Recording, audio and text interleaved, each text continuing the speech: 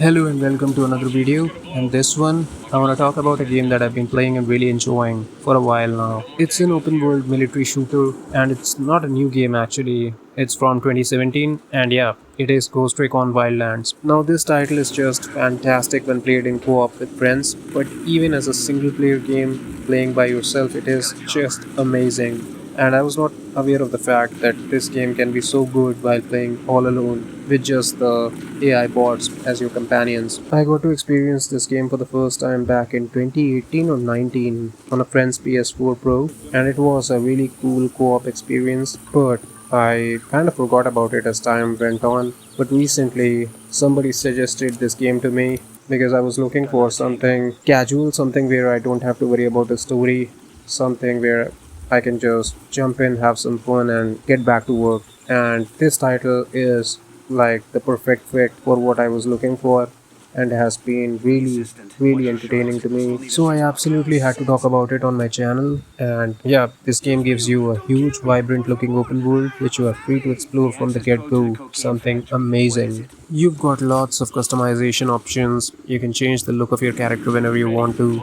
Then lots of clothing options, lots of accessories and whatnot. And I love playing around with that stuff, changing the look of my character, trying to make him look as cool as possible and trying to keep things fresh. Then you've got lots of skills that you can unlock and upgrade. As you level up, you gain skill points which you spend to upgrade skills of your choice, and these skill points are also scattered throughout the game world, and you can complete some really fun little missions in order to find their locations, like interrogating a baddie or getting your hands on some intel at an enemy base. So pretty fun stuff. Then the game gives you a ton of weapons, from pistols, assault rifles, SMGs, LMGs, sniper rifles, shotguns, everything is there, and all of them are upgradable, but most of them are logged initially, and you have to once again complete small side missions in order to get their locations on the map, and then you can just drive up there and kill some baddies and get your hands on the weapons and weapon upgrade parts.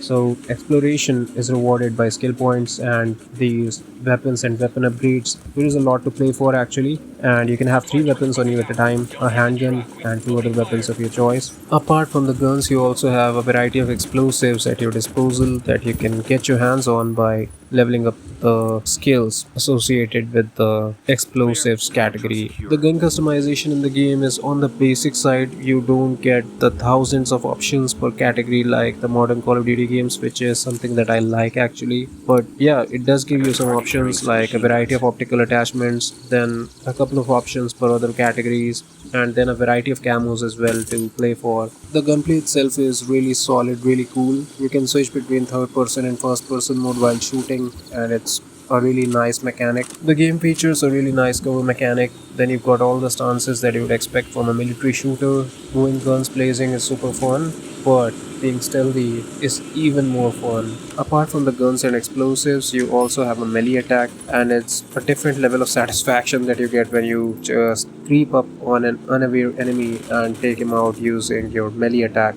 It's something really smooth and looks fantastic. To assist you in your adventures, you also have access to a drone, which is again upgradable via the skills section, and you can mark your enemies using the drone. You can record some nasty stuff in missions where it is required using the drone. Both story missions and side missions involve pretty much the same thing: infiltration, sabotage, taking out high value targets, defending a high value individual against incoming waves of enemies, extracting stuff, stealing stuff, taking out convoys, interrogations, espionage, and whatnot. I mean, the typical military spy stuff basically. And the story is pretty simple. It's set in Bolivia, where drug cartels have almost completely taken over the nation itself, and the law enforcement authorities have also gone bad. They are working in full cooperation with these baddies, and that is exactly where the Americans they come in. The ghosts are here to take out the regime.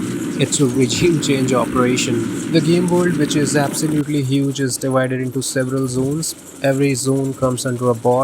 It's kind of like Far Cry, but doesn't work exactly the way Far Cry does, because even if you take out a boss of a particular zone, you are still gonna see enemies in that zone, which I must add is a good thing in my opinion. Even if you take out all the enemies at an enemy camp, when you return to that area, you're gonna see the camp filled with enemies again, because these cartels, they don't die after the death of their boss, which basically means the fun never ends. You can always use new strategies, new toys to take care of business. The map is completely open for you right from the get go. You have total freedom. You can choose to do whatever you want to. You can go after the story missions, side missions, or just free roam and pick fights here and there. It's all up to you.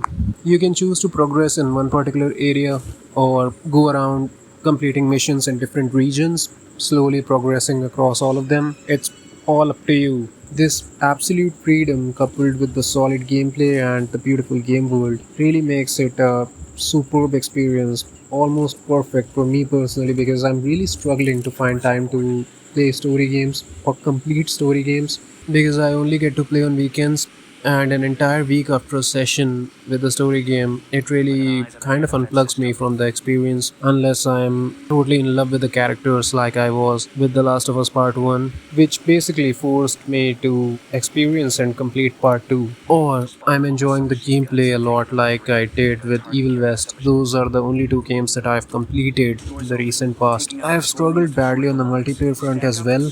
I used to play a lot of Warzone till August last year, but the constant massive updates coupled with long wait times to get into matches finally got to me, and I completely fell out because I realized that most of my extremely limited and precious game time was being spent waiting to get into matches, which was really frustrating for me. So games like State of Decay 2, games like Wildlands have been perfect for me. Wildlands is like an offline war zone kind of experience basically, which is why I love it. I love the scenery, I love the graphics, I love the performance, and I just love the gameplay. It's a fantastic experience. I can jump in whenever I want to and not play the game for a month and come back to it, and I won't have any trouble continuing from where I left. When playing alone, you're gonna get three bot teammates. They're not super intelligent or anything, but they're gonna do an okay job. They're gonna revive you if you're down. You can command them, you can mark targets for them to take out, and there is this really cool thing called the sync shot where you can mark three targets for them to take out simultaneously. It looks really cool, and there are skills that you can upgrade in order to improve their resilience and overall behavior.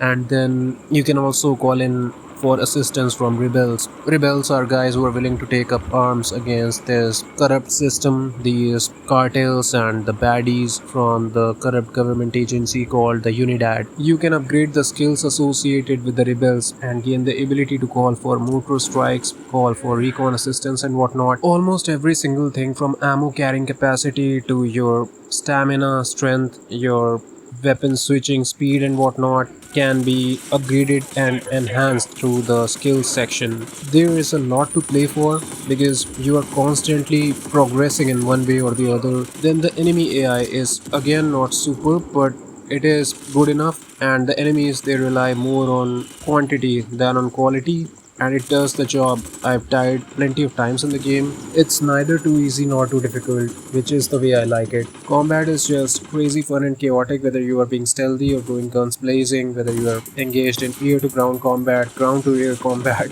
ground to ground combat, or air to air combat. It doesn't matter, it is always super fun and chaotic. The game has a fast travel mechanic and a time mechanic as well, where you can choose the preferred in-game time for your play session, which is really cool. I use both of these mechanics quite a bit, though the nighttime looks really nice and you've got a night vision as well. But I prefer the daytime because of the vibrant and colorful look of the game. It looks really nice in daytime. It's kind of like GTA 5 in terms of looks, in terms of the colors, the way they pop. Then moving on, the driving mechanics in the game are not that good. I mean, they are far from terrible, but they are not the best thing about the game. I prefer fast travel over driving, and then I prefer flying combat helicopters over fast travel. Combat helicopters are really fun. Engaging in air to air and air to ground combat is something that I love in this game, and skydiving as well looks really nice. Then driving bikes is fine, it's better than the cars, but not that good. I mean, driving doesn't feel that much fun,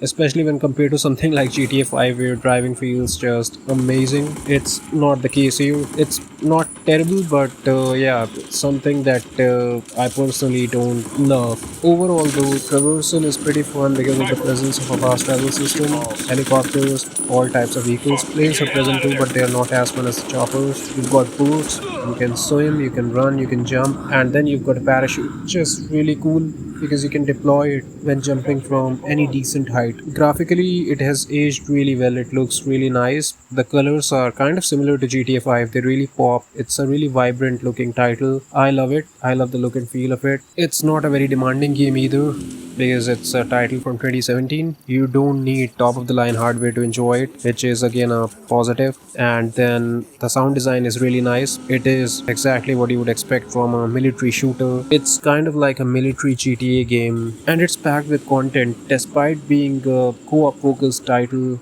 the single player experience is just amazing. For me, the value proposition with this title has been amazing. Kind of like State of Decay 2. It just fits my requirement perfectly. I'm loving it and highly recommend it. Please do leave a like if you enjoyed the video. Thank you very much for watching. See you in the next one. Peace out.